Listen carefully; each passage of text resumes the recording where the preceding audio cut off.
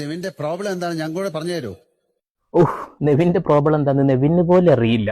24 hours എന്തെങ്കിലും തിന്നാൻ കിട്ടിയാൽ അത് തിന്ന ബാക്കി കൂടെ കളയാന്നല്ലാതെ വേറെ ഒരു പരിപാടിയില്ല. അത് മാത്രമേ ഉള്ളൂ, വേറെ കുഴപ്പമൊന്നുമില്ല ലാലേട്ടാ. പിന്നെ അവനെ സപ്പോർട്ട് ചെയ്യാനാണല്ലോ ലാലേട്ടൻ അവിടെ എല്ലാ ആഴ്ചയിലും വരാറ്.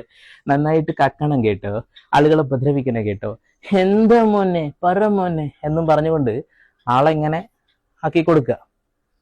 കൊള്ളാം ലാലേട്ടാ, കൊള്ളാം. ഇങ്ങനെ തന്നെ മുന്നോട്ട് പോകണം കേട്ടോ.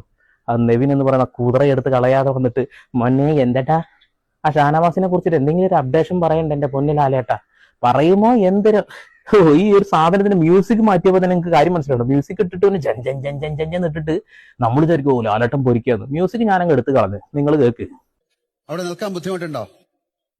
ആ ചെറുതായിട്ട് മൂലക്കുരുവിന്റെ ഒരു അസ്കിത ഉള്ളത് കൊണ്ട് തന്നെ നിൽക്കാൻ കുറച്ച് ബുദ്ധിമുട്ടുണ്ട്, സോറി ഇരിക്കാനും കുറച്ച് ബുദ്ധിമുട്ടുണ്ട്. അങ്ങനെയുള്ള ആളുകളെ എടുത്ത് ദൂരെ കളയാതെ ഇങ്ങനെ ചോദിച്ചുകൊണ്ടിരിക്കുകയാണ് ലാലേട്ട ചെയ്യാ.